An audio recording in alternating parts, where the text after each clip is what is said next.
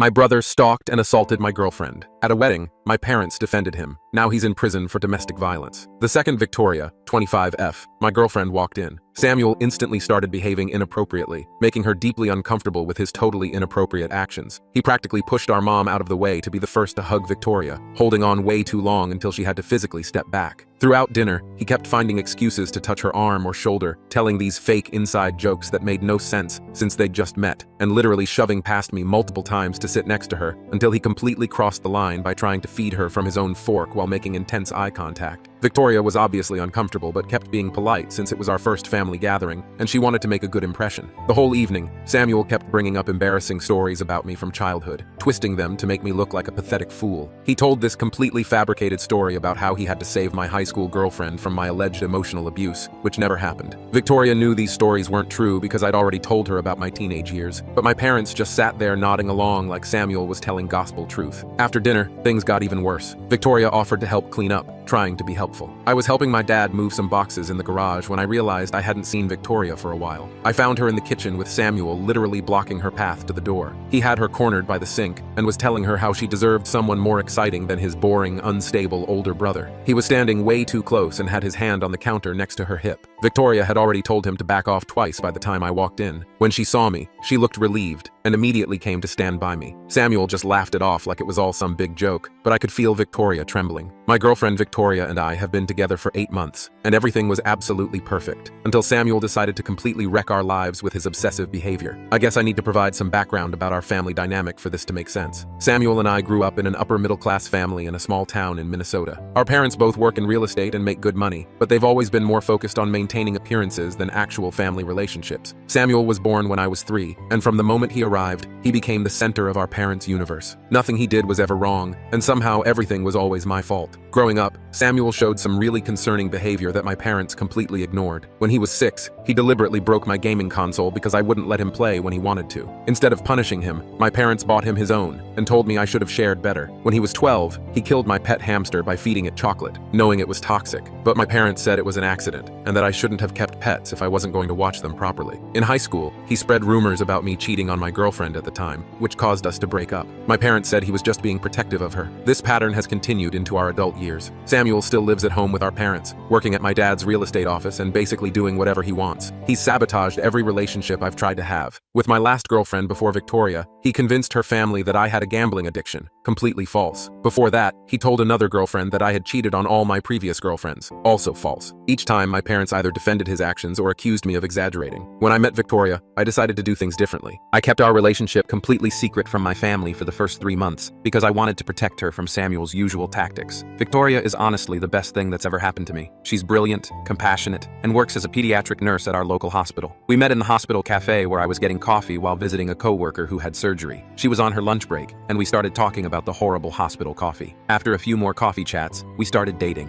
and everything just felt right. Victoria knows all about my family history because I wanted her to be prepared. She was actually the one who encouraged me to try introducing her to them, saying that maybe things would be different now that we're all adults. She's always trying to see the best in people, which is one of the things I love about her. I finally agreed to introduce Victoria to my family at a dinner party last month, and that's when everything started falling apart. The real problem started a few days after the dinner. Victoria began getting strange calls and texts from numbers she didn't recognize. At first, it was just heavy breathing or immediate hang-ups when she answered. Then they started leaving increasingly creepy voicemails calling her stuck up and frigid for rejecting a better option. Some messages mentioned specific details about her work schedule and what she was wearing that day, proving someone was watching her. Victoria didn't make the connection at first, but I recognized some of the voices as Samuel's old friends from high school. This group of guys who still hang around with him and basically do whatever he says because his parents give him money to throw around. When Victoria blocked those numbers, they just started calling from new ones. Then Samuel's friends began showing up at the hospital, pretending to be visitors but just hanging around the pediatric ward where Victoria works. They would stare at her for hours, making comments just loud enough for her to hear. Last week, one of them followed her to her car after her night shift. She was so scared she called me crying from her car, too afraid to drive home in case they were following her. I had to go pick her up and drive her car home while my friend followed in his car to make sure we weren't being tailed. Victoria has started having panic attacks before her shifts, and her coworkers have noticed something's wrong. Yesterday, I finally had enough proof to confront Samuel directly. I had recordings of the voicemails, screenshots of the texts, and security camera footage from the hospital showing his friends stalking Victoria. I went to our parents' house where Samuel still lives and showed him everything. He just sat there there with this smug smirk on his face while I talked, then looked me dead in the eyes and said he had no idea what I was talking about. But maybe if Victoria wasn't such a stuck-up bitch, people wouldn't feel the need to teach her a lesson. Something in me snapped when he said that, and I punched him in the face. Samuel immediately started wailing like I'd tried to kill him, even though it was barely a bloody nose. Our parents came running in, and of course, they completely lost it at me, not at Samuel. They didn't even look at the evidence I was trying to show them. Mom was hysterical about her baby boy being attacked, while Dad was screaming about how I've always been jealous of Samuel and need professional help for my anger issues. When I tried to explain about the harassment, Mom actually said that Victoria must have led Samuel on at dinner and was now playing the victim because she got caught flirting with him. Dad told me to get out of his house and not come back until I've apologized to Samuel and gotten my head straight. I'm writing this from Victoria's apartment where I've been since last night. She's finally fallen asleep in the other room after crying for hours because she's terrified to go to work tomorrow. Her supervisor has been understanding so far, but Victoria's worried she'll lose her job if this keeps escalating. She loves working with the kids in the pediatric ward and shouldn't have to give that up because of my psychotic brother. I just don't know what to do anymore. Every time I think Samuel can't stoop any lower, he proves me wrong. Our parents are completely enabling his behavior and gaslighting both me and Victoria about what's happening. The police won't do anything without more concrete evidence linking Samuel directly to the harassment. Victoria is living in fear. Her job might be at risk, and my family is acting like we're the ones causing problems. Has anyone dealt with something like this? How do I protect Victoria while dealing with my toxic family? Should I be doing more to document everything that's happening? Any advice would be appreciated because I'm at my wit's end here. Update 1. First, I want to thank everyone who commented on my original post. Reading all your responses helped me realize how serious this situation really is, and Victoria and I have been trying to follow the advice many of you gave about documenting everything and taking legal action. Unfortunately, things have only gotten worse over the past 2 weeks, and I need to vent about what's been happening. We followed the advice about going to the police. Victoria and I spent hours compiling evidence, screenshots of all the threatening texts, recordings of the voicemails, and security footage from the hospital showing Samuel's friends lurking around. We also had written statements from 3 of Victoria's co-workers who witnessed the stalking behavior. The police officer we spoke to seemed concerned at first, especially about the workplace harassment, but then everything got complicated. It turns out Samuel's best friend Tyler, one of the main guys involved in harassing Victoria, is the son of a local police sergeant. When we mentioned Tyler's name, the officer's whole attitude changed. He started saying that without direct proof that Samuel was orchestrating everything, there wasn't much they could do. He suggested that maybe Victoria was misinterpreting friendly attention from guys who were just hanging around the hospital for legitimate reasons. He even had the nerve to ask if Victoria might have encouraged their attention somehow. We asked to speak to a different officer, preferably a female officer, but they gave us the runaround. Eventually, they said they would issue warnings to the people we could identify from the security footage, but that was the most they could do without concrete evidence of actual threats. It felt like a complete waste of time. My parents' reaction was even worse than I expected. The day after we went to the police, Samuel showed up at their house with a black eye, claiming I had attacked him again. I hadn't even seen him since the night I punched him 2 weeks ago, but of course, my parents immediately believed him. My mom called me crying hysterically about how I was out of control and trying to destroy Samuel's life. She said that going to the police proved I was deliberately trying to ruin his future over a silly misunderstanding. Then my dad called. He was furious. He threatened to cut me off financially, which would have been scary if I still depended on them. Thankfully, I have a good job in software development and my own apartment. He also threatened to fire me from the family real estate business, forgetting that I've never actually worked there. That's Samuel's job. It really showed how they don't even see me as my own person, just as an extension of Samuel's life. The real disaster happened last weekend. My mom kept calling and texting, saying they wanted to fix things as a family. She promised that Samuel was sorry about everything and wanted to apologize to both me and Victoria. She said they had talked to him about boundaries, and he understood he had been inappropriate. After talking it over with Victoria, we decided to give them one chance to make things right. That was a huge mistake. We arrived at my parents' house for what was supposed to be a family dinner to patch things up. As soon as we walked in, I knew something was wrong. The house was full of people. My parents, Samuel, our aunt and uncle who always take Samuel's side, and worst of all, Tyler and 2 other guys who had been stalking Victoria at work. My mom called it a family intervention. For 2 hours, they all took turns attacking Victoria's character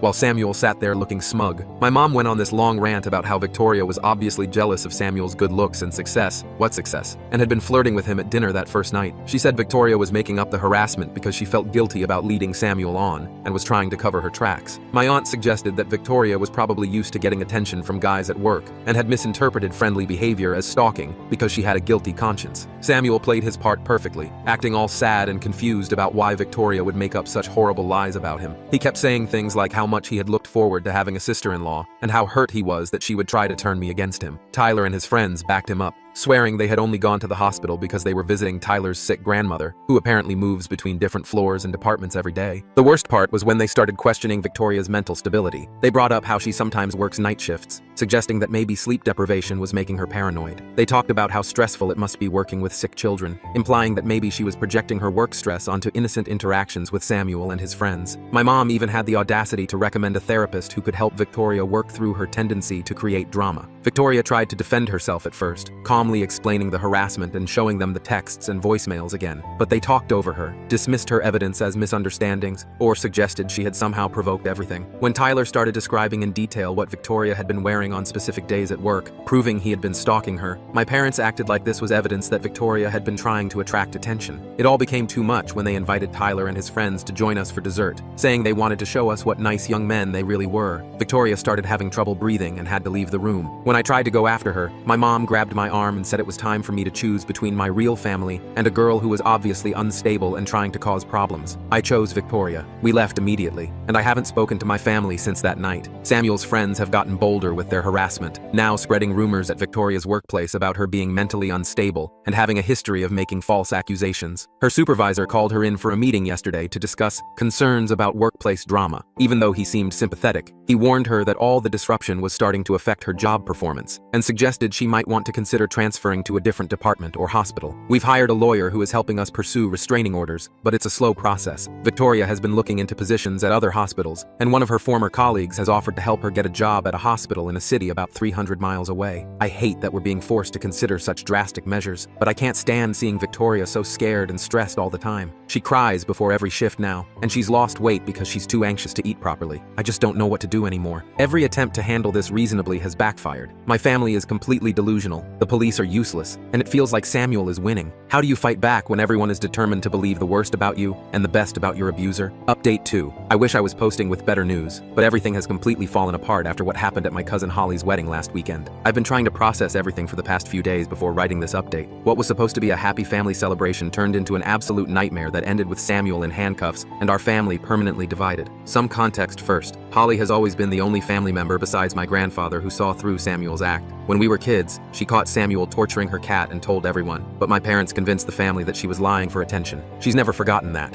and she's been firmly on my side through this whole situation with Victoria. She even wrote a detailed statement for our lawyer about Samuel's history of concerning behavior. When Holly sent us the wedding invitation, Victoria and I were hesitant to attend, but Holly called us personally and promised that she had only invited Samuel because her parents insisted, and that she had hired extra security specifically to watch him. She also seated us at a table with her husband's family, far away from my parents and Samuel. We thought with all the witnesses around and security present, Samuel wouldn't try anything stupid. We were wrong. The ceremony went fine, mainly because Samuel was busy being one of the groomsmen. Holly's husband is our cousin on the other side of the family and didn't know about any of the drama. At the reception, everything seemed okay at first. Samuel was sitting at the family table with our parents, and we were across the room with Holly's in-laws. Victoria was finally starting to relax and enjoy herself for the first time in weeks. Around 9 p.m., Victoria went to use the bathroom. She'd been gone maybe 10 minutes when I noticed Samuel wasn't at his table anymore. Something felt wrong, so I went to check on Victoria. As I was walking toward the bathrooms, I heard Victoria scream. I started running, and that's when Holly's husband Miller and his brother turned the corner ahead of me. They found Samuel pinning Victoria against the wall in the hallway outside the bathrooms, trying to force himself on her while she struggled. He had one hand over her mouth and the other gripping her arm so hard it left bruises. Miller and his brother pulled Samuel off Victoria just as I got there. Victoria was shaking and crying. Her dress was torn at the shoulder, and there were visible bruises forming on her arms. Samuel was obviously drunk and started yelling about how Victoria had been teasing him all night. She literally hadn't gone near him,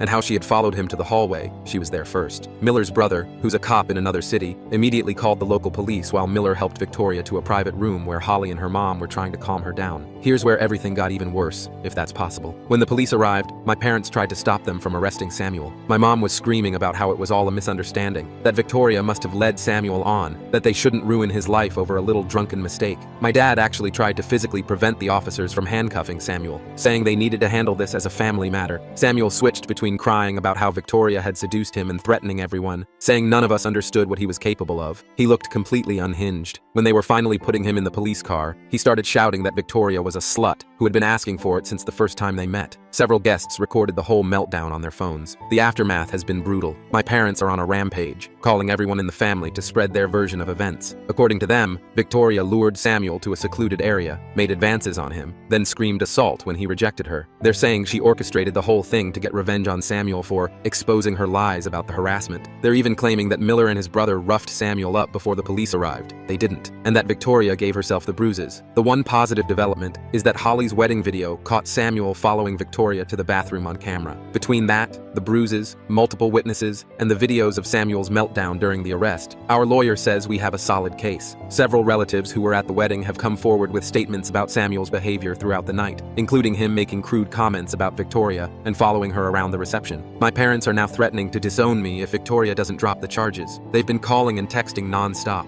alternating between guilt trips about destroying the family and threats about ruining my inheritance. They even showed up at my apartment yesterday, causing such a scene that my neighbors called the police. My mom was crying about how I was sending her baby to jail, while my dad threatened to make sure I never work in this state again. Victoria and I have made our decision. She accepted the job offer at the hospital 300 miles away, and I've arranged to work remotely for my company. We're moving at the end of next month. A lot of people might think we're running away, but we just need to get away from all this toxicity and start fresh somewhere else. Holly understands and has promised to keep us updated about any family developments we need to know about. The hardest part in all this is knowing that my family will never admit Samuel needs help. Even after watching him assault someone at a wedding in front of witnesses, they're still defending him and blaming the victim. I've wondered if anything would have been different if someone had stepped in when we were kids, but I guess we'll never know. Right now, I just need to focus on protecting Victoria and building our new life together, far away from Samuel and my parents' enabling behavior. Update 3. I wasn't planning to post another update, but something happened yesterday that I feel like I need to share. After 4 years of blessed silence from my family, I received a hysterical phone call from my mom that honestly left me feeling both vindicated and deeply sad. First, a quick update on where things stand with Victoria and me. We got married 2 years ago in a small ceremony with Holly's family and Victoria's relatives. We bought a house in our new city, and Victoria is now the head pediatric nurse at her hospital. I'm still working remotely for the same company, but got promoted to senior developer last year. We're expecting our first child, a little girl, in 3 months. Life has been peaceful and happy, which makes what I'm about to share even more disturbing. Yesterday afternoon, I was in a meeting when my phone started blowing up with calls from my mom.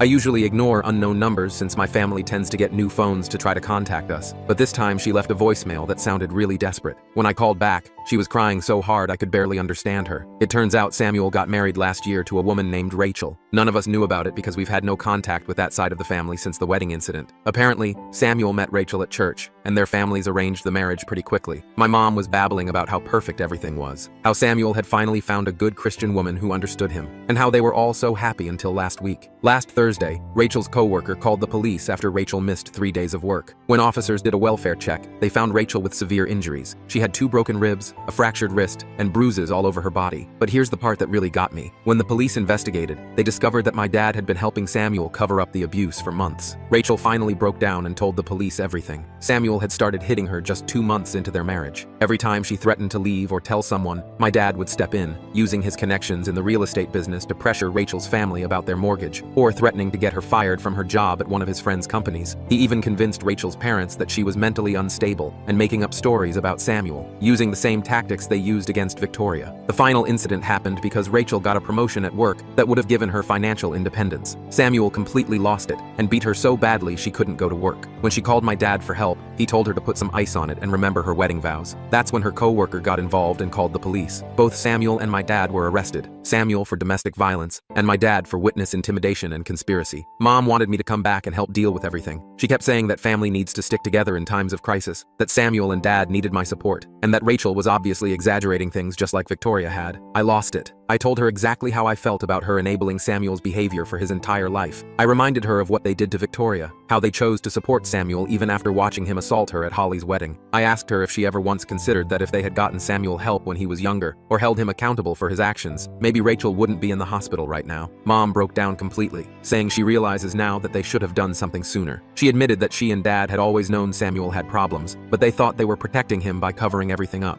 Too little, too late. I hung up and blocked her new number. Holly called me later to fill in some details she had heard from family. Apparently, Rachel's parents are devastated and feel horrible about not believing her sooner. They're fully supporting her pressing charges against both Samuel and my dad. The police are also investigating other potential victims, as several of Samuel's ex-girlfriends have come forward with similar stories of abuse and stalking. Victoria suggested we reach out to Rachel through Holly to offer support if she needs it, which we probably will. Victoria pointed out that she was lucky to have support when she dealt with Samuel, and Rachel might need someone who understands what she's going through. Some people might think I'm being cold toward my parents, parents, but I've learned that enabling toxic behavior only leads to more victims. My family had countless chances to change and chose not to. Now they can deal with the consequences of their choices without my help. My job is to protect my own family now, my wife, our unborn daughter, and the peaceful life we've built far away from their toxicity. Update 4. A lot of people have been messaging me asking for an update about the situation with Samuel, my dad, and Rachel. So here's what's happened in the last 6 months. First, the good news from my side. Victoria and I welcomed our daughter Emma 3 months ago. She's perfectly healthy and absolutely beautiful. Being parents has been amazing, and it's made us even more certain that cutting contact with my toxic family was the right choice. Holly and her husband came to visit last month to meet Emma, and watching them with her just reinforced what real family love looks like. Now for the updates about Samuel and my dad's case. Holly has been keeping us informed since she's still in contact with extended family. Samuel took a plea deal last month. He's getting 8 years in prison for aggravated domestic violence, with the possibility of parole after 5 years. My dad's case is still ongoing, but his lawyers are apparently trying to negotiate a deal too. His real estate license has been suspended pending the investigation, and most of his business partners have cut ties with him. The most surprising development has been my mom. After our last phone call, she finally started therapy, according to Holly. She's moved out of the family home and filed for divorce from my dad. Last week, she sent me a 12-page letter apologizing for everything, enabling Samuel's behavior throughout his life, not protecting me when we were kids, and especially for how they treated Victoria. She acknowledged that she and Dad essentially created the monster Samuel became by never holding him accountable. I haven't responded to the letter yet. Part of me appreciates that she's finally facing reality, but it's too little too late. Where was this insight when Samuel was torturing animals as a kid? Or when he was stalking Victoria? Or when they watched him assault her at Holly's wedding? Victoria and I are discussing whether we might eventually let her have a supervised relationship with Emma, but that's years away if it happens at all. Rachel has been in contact with us through Holly. She's doing better. She's living with her sister in another state and going through intensive therapy. She's filed for divorce and is cooperating fully with the prosecutors. According to Holly, several other women have come forward about Samuel abusing them in the past, including 2 from his church. The police are investigating these cases too. Rachel's parents have been incredibly supportive since the truth came out. They've publicly apologized to her for not believing her sooner and have cut all ties with my parents. They're even working with domestic violence organizations now to help other families recognize the signs of abuse and manipulation. The extended family has basically split into 2 camps. Most younger relatives and cousins have sided with us and Rachel, while the older generation is still making excuses for Samuel and my dad. Holly's mom, my aunt, started a family therapy group for relatives who want to understand how things got so bad and how to do better for the next generation. As for me and Victoria, we're focusing on our daughter and our life here. Victoria went back to work part-time last week, and she's been promoted to Director of Pediatric Nursing. I'm still working remotely, but might start my own software consulting business soon. We've built a wonderful community here with great friends and chosen family. Sometimes I think about reaching out to my mom or responding to her letter, but then I look at Emma and think about how my parents would have expected me to let Samuel around her if we were still in contact, claiming he deserved another chance. That thought alone confirms we made the right choice in staying away. The cycle of abuse and enabling in my family ends with my generation. Emma will grow up surrounded by healthy relationships and people who respect boundaries. Sometimes cutting off toxic family is the best thing you can do for your kids, even if it hurts.